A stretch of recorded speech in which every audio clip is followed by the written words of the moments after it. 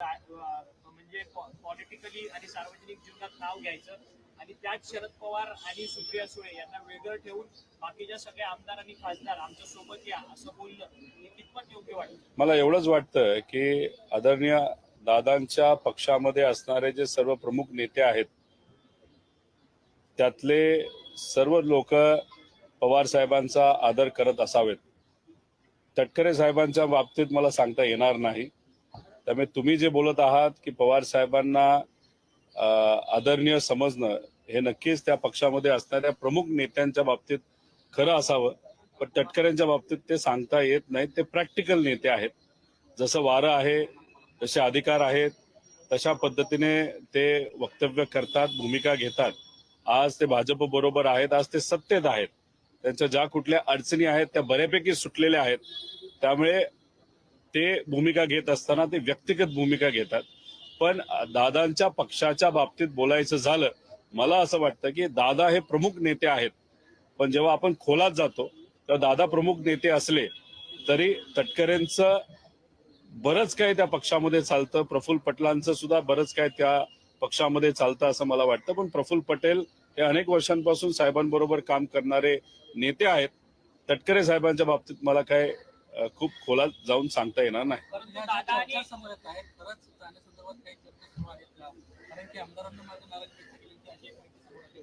खासदारांची जी बैठक झाली त्याच्यामध्ये प्रामुख्याने असं म्हटलं होतं की आपण आता सत्तेमध्ये गेलं पाहिजे. नाही, खासदाराच्या बाबतीत असं कुठेही चर्चा झाली असं मला तरी वाटत नाही. आमदारांच्या बाबतीत सुद्धा अशा बाबतीतली चर्चा कुठेही झालेली नाही. शेवटी पक्ष निर्णय घेत असतो, पवार साहेब निर्णय घेत असतात. आणि आपण जर बघितलं तर आपल्या पक्षामध्ये लोकशाही आहे.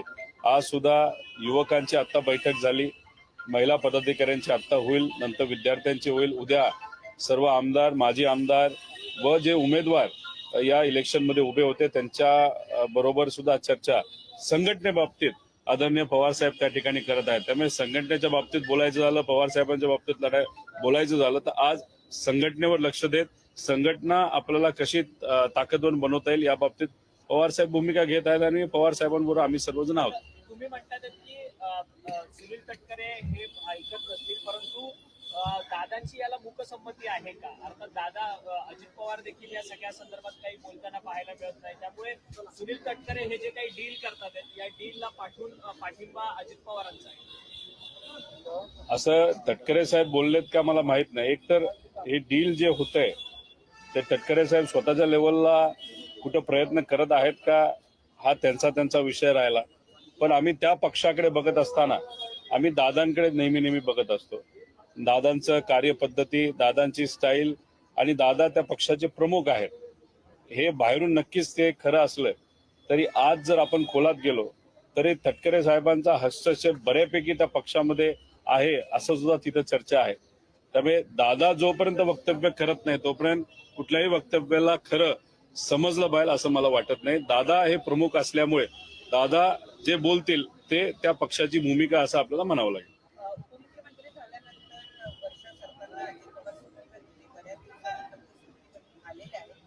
आल्यापासून बीडचं जे काही प्रकरण आहे ते तापलेलं असल्यामुळे अजित पवार असे बोलताना दिसत नाही, फार ऍक्टिव्ह दिसत नाही. त्यामुळे ऍक्टिव्ह असलेले अजित पवार या कुठेतरी पोषात गेले असं चित्र दिसतं. एकतर एखादा नेता, आमदार, राज्यकर्ता कुणी जर सुट्टीवर जात असेल तर मला असं वाटतं की त्यात काही हरकत नाही. कारण का 12 महिने हे सर्व लोक काम करत असतात. सुट्टीला ते गेले, आता ते परत आलेले आहेत. फोनवर तर काम करतच असावेत कारण त्यांची ती पद्धत त्या ठिकाणी राहिलेली आहे. आता जर आपण बघितलं तर आज फायनान्स मिनिस्टर म्हणून त्यांची जबाबदारी खूप मोठी आहे. कारण का कॅग असू द्या नाही तर इतरही सर्व रिपोर्ट जर आपण बघितले ते काय खूप सकारात्मक आहेत आपल्या राज्याच्या तिजोरीच्या बाबतीत असं मला वाटत नाही. फार नकारात्मक आहे, अनेक अडचणी आहेत आणि याच्यातच फायनान्स मिनिस्टर म्हणून त्यांची जबाबदारी मोठी असल्यामुळे त्या कामामध्ये ते कदाचित असावेत. त्यामुळे इतर विषयाच्या बाबतीत त्यांनी वक्तव्य केलं नसावं असं मला वाटतं. पण या 10 दिवसामध्ये असू द्या नाही तर गेल्या काही दिवसांमध्ये आपण जर बघितलं तर फडणवीस साहेब नक्कीच 6व्या गिअरमध्ये असं आपल्याला म्हणावं लागेल. त्यांनी सर्व विभागाच्या बैठका घेतलेल्या आहेत. म्हणजे फायनान्स मिनिस्टर साहेबांनी जे काम करायला पाहिजे ते सुद्धा काम मुख्यमंत्र्यांनी तिथं केलेलं आहे. म्हणजे एकनाथ शिंदे साहेब असू द्या, इतरही असू द्या, त्यांना कळायच्या आधीच देवेंद्र फडणवीस साहेबांनी सगळ्या विभागाच्या बैठका तिथं घेतलेल्या आहेत. म्हणजे काही तर मंत्री हार तुरे सत्कार आणि आपण म्हणतो ना तसं की एक वेळ काळ बघून मंत्रिपद स्वीकारायचं, ह्या सगळ्या गोष्टींमध्ये गुंतलेले असताना सर्व सेक्रेटरींबरोबर देवेंद्र फडणवीस साहेबांच्या बैठका झाल्या, नियोजन झालेलं आहे, आदेश त्या ठिकाणी दिले गेले आहेत. म्हणजे बाकीचे जागा होण्याआधी देवेंद्र फडणवीस साहेबांनी सगळ्या विभागाच्या बैठका घेऊन सगळे विभाग त्या ठिकाणी कामाला लावलेले आहेत. आता ते कुठल्या दृष्टिकोनातून ते त्यांना त्या ठिकाणी माहिती. त्यामुळे आज फुल फ्लेज मध्ये मुख्यमंत्र्यांचं विभाग तिथं काम करते, बाकी मंत्री कुठेही त्या ठिकाणी काम करताना दिसत नाही. काही अनुभवी मंत्री काम करतायत, पण सर्वच मंत्र्यांना अजूनपर्यंत अधिकार दिलेत असं वाटत नाही. दुर्दैव असं राज्यमंत्रीपद हे नवीन युवांना दिलेलं आहे, पण त्यांना अजूनपर्यंत त्यांचे सेक्रेटरी, प्रायव्हेट सेक्रेटरी, पीए सुद्धा तिथं नियुक्त करण्याचे अधिकार दिले गेले नाही.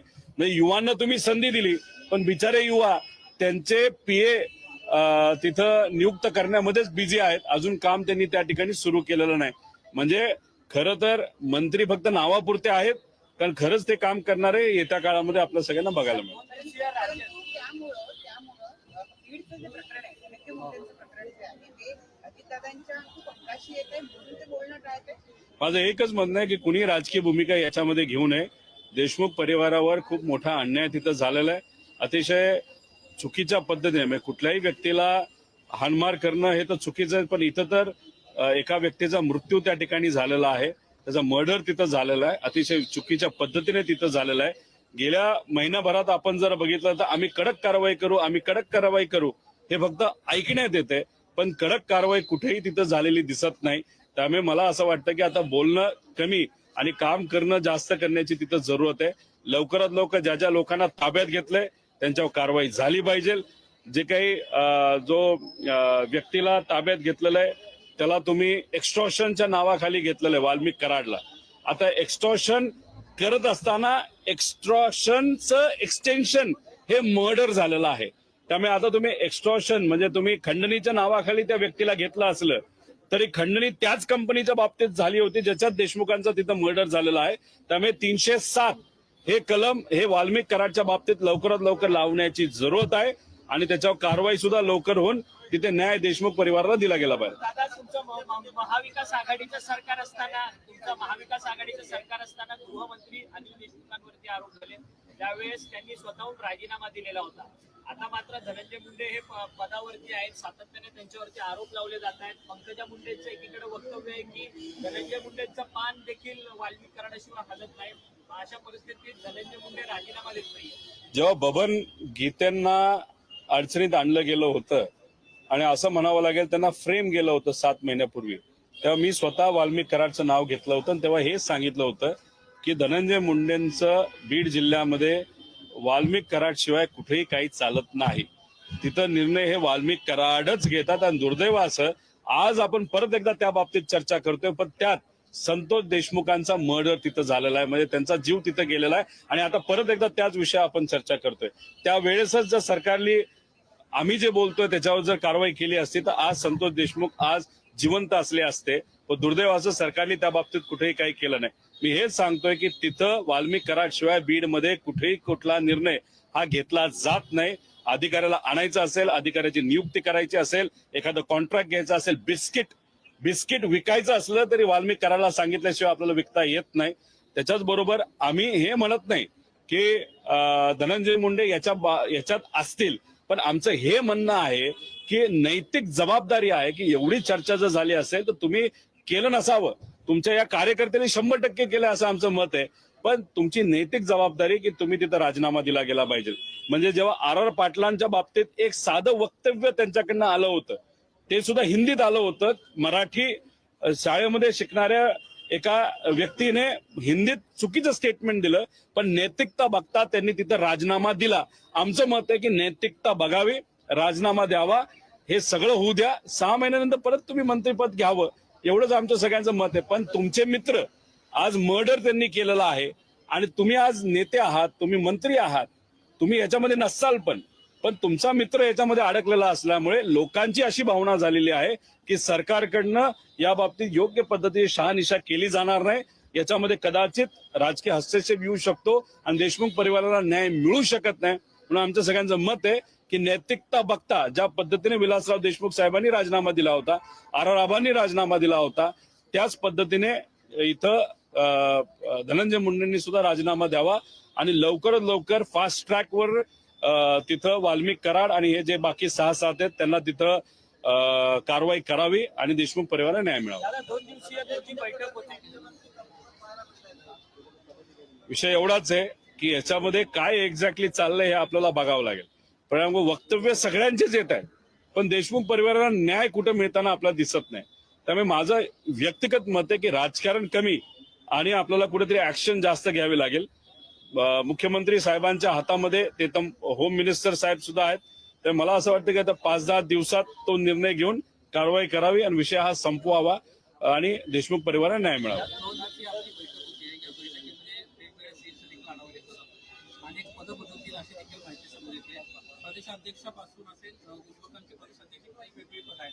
अनेक वर्ष काही लोक आहेत जी कामं करतायत. ती सर्व बदलायला पाहिजे असं वाटतं का भावना किंवा काही वर्ष होणार आहे का? विषय एकच आहे की आम्हाला उद्याच्या दिवशी बोलवलेलं आहे. काय मी आमदार आहे, मला कुठेही पक्षाचं पद त्या ठिकाणी नाही. आज आत्ता काही चर्चा चालू आहेत. पवार साहेबांची नेहमी भूमिका आहे की सर्व कार्यकर्ते पदाधिकाऱ्यांना विश्वासात घ्यायचं. पवार साहेब हे विश्वासात घेत आहेत की इलेक्शनमध्ये काय झालं, काय घडलं, पार्टी संघटनेमध्ये बदल करावे का नाही करावे. आता ह्या सगळ्या गोष्टी सगळ्या लोकांना ऐकल्यानंतर योग्य असा निर्णय तिथं घेतला जाईल. आमचं मत आहे की आपल्या पक्षामध्ये काही सिनियर लोक आहेत, अतिशय जबाबदारीने अनेक वर्षांपासून त्यांनी काम केलेलं आहे. त्यांना अजून मोठी जबाबदारी देण्याची जरूरत त्या ठिकाणी आहे असं अनेक लोकांचं मत आहे, आमचंही मत आहे. आणि काही नवीन कार्यकर्त्यांना विविध पदं त्या ठिकाणी दिली गेली पाहिजे. काही पदाधिकारी जे आपले लॉयल आहेत, निष्ठावंत आहेत, पण अजून त्यांना ऍक्टिव्ह पद त्या ठिकाणी दिलं गेलं नाही, ते पद तिथं दिलं गेलं पाहिजे. आणि मग ते दिल्यानंतर मला असं वाटतं की ठीक आहे, लोकसभेला आपल्याला यश मिळालं, विधानसभेला यश मिळालं नाही, पण आता परत एकदा जिल्हा परिषद स्थानिक स्वराज्य संस्थेचे इलेक्शन आहेत त्याच्यामध्ये लक्ष देण्याची जरूरत आहे. आणि 5 वर्षानंतर आपल्याला तिथं परत एकदा लोकसभा विधानसभेला सामोरं जावं लागणार आहे. त्यामुळे परत उत्साहामध्ये आपल्याला काम करायचं, लोकांच्या हितासाठी काम करायचंय. त्यामुळे जे योग्य बदल करावे लागतील ते करावेच लागतील. काही गोष्टी आपल्याला स्टाईल बदलावी लागेल, पण जे अनुभवी नेते आहेत जसे जयंत पाटील साहेब असतील, आव्हाड साहेब आहेत, त्याचं बाळासाहेब पाटील, शशिकांत शिंदे साहेब आहेत, अनिल देशमुख साहेब आहेत, यांना सुद्धा खूप मोठ्या जबाबदारी देण्याची जरूरत आहे असं मला वाटतं. शेवटचा प्रश्न, दोन्ही राष्ट्रवादी येत्या काळात एकत्रित येईल असं आपल्याला वाटतं का? या ज्या 2 बैठका आहेत, या 2 बैठकांमध्ये सुद्धा जे लोक उपस्थित राहणार आहेत त्यांच्याकडून सुद्धा काही इनपुट घेतले जातील अशी चर्चा आहे. या प्रश्नाला उत्तर देण्याचे अधिकार मला कुठेही नाही, कारण का मी या पक्षाचा कुठेही पदाधिकारी नाही, मी फक्त आमदार आहे. आणि मी असा विश्वास ठेवून चालतो की पवार साहेब जो निर्णय घेतील तो आम्हाला मान्य करावा लागतील. पवार साहेब हे आमचे नेते आहेत. पवार साहेब त्या बाबतीत काय भूमिका घेतील ती आमची भूमिका असेल असं आम्हा सगळ्यांना त्या ठिकाणी वाटतं. फक्त भूमिका घेत असताना आमदार म्हणून आज राज्य सरकारमध्ये ज्या गोष्टी चालू आहेत ते आम्हाला योग्य वाटत नाहीत. जर काही दिवसांपूर्वी आपण राज्य सरकारचा निर्णय जर बघितला तर मुंबईमध्ये जे कुठले कर्मचारी आहेत त्यांचे जे कुठले सॅलरी अकाउंट आहेत ते नॅशनलाइज बँकमध्ये होते.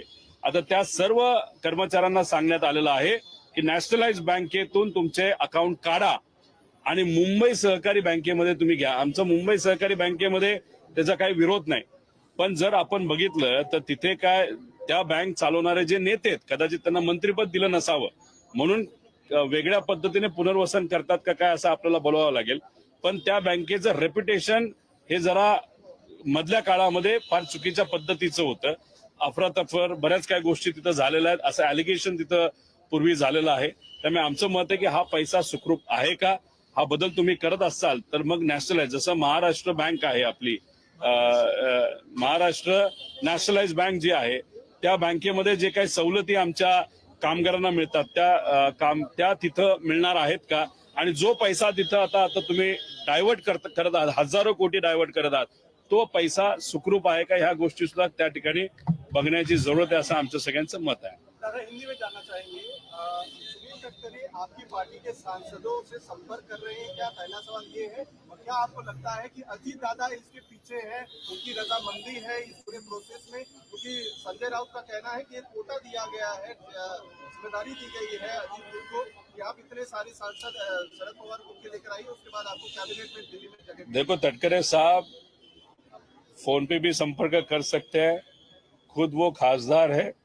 जब पार्लियामेंट चल रही थी तब शायद उन्होंने बहुत सारे खासदारों को संपर्क किया था, ऐसे हमको पता चल रहा है। लेकिन संपर्क तो वो कर सकते हैं, रिस्पांस उनको नहीं मिला, वो बड़ी बात है। ये सब भी खासदार है, उनको मालूम है कौन से वातावरण में वो चुन के आए हैं, लोगों का विश्वास उन पे क्यों बिठाया गया था और वो क्यों चुन के आए थे। इसलिए अगर आप देखें तो खासदार सब पवार साहब के साथ है, कांटेक्ट हुआ नहीं हुआ वो तो खासदार ही बता सकते हैं। लेकिन सर आपको लगता है कि अजीत दादा इसके पीछे है, उनकी भी कहीं ना कहीं मौन जो है सपोर्ट है इस पूरे इंसिडेंट को लेकर, इसकी वजह से? देखो, अजीत दादा की बात करें तो अजीत दादा जो भी है वो सीधा सीधा वहां पे बात करते हैं, डायरेक्टली वहां पे बात करते हैं। लेकिन आज अगर आप देखो तो उनके पास फाइनेंस मिनिस्टरशिप है और राज्य सरकार का जो भी बैलेंस शीट है वो बहुत ट्रबल में, अड़चन में है और उसके कारण वो शायद बिजी रहेंगे। लेकिन उन्होंने इस बारे में कोई भी स्टेटमेंट वहां पे दिया नहीं। अभी स्टेटमेंट कौन दे रहा है? तो तटकरे साहब दे रहे हैं। तो अभी हमारा और लोगों का ऐसा कहना है कि वो जो पक्ष है उसके प्रमुख अजीत दादा है।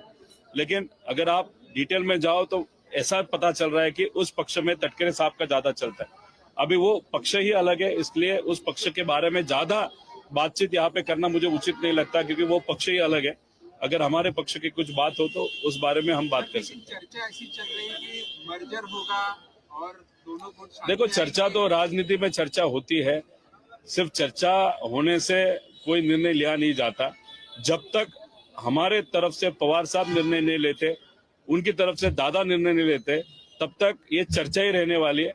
अगर लिया जाएगा निर्णय तो दो नेता लेंगे, लेकिन उस बारे में कोई भी चर्चा अभी पक्ष में है ऐसा मुझे नहीं लगता। 2 दिन की जो बैठक हो रही है सर, क्या इसके बारे में भी चर्चा हो सकती है? क्योंकि ऐसी खबरें आ रही है कि जिस तरीके के प्रस्ताव लगातार दिए जा रहे हैं उस बारे में भी चर्चा हो सकती है। नहीं, यहाँ पे संगठन के बारे में चर्चा है ऐसे मुझे लगता है। मैं तो पदाधिकारी नहीं हूँ, मुझे कल बुलाया गया है।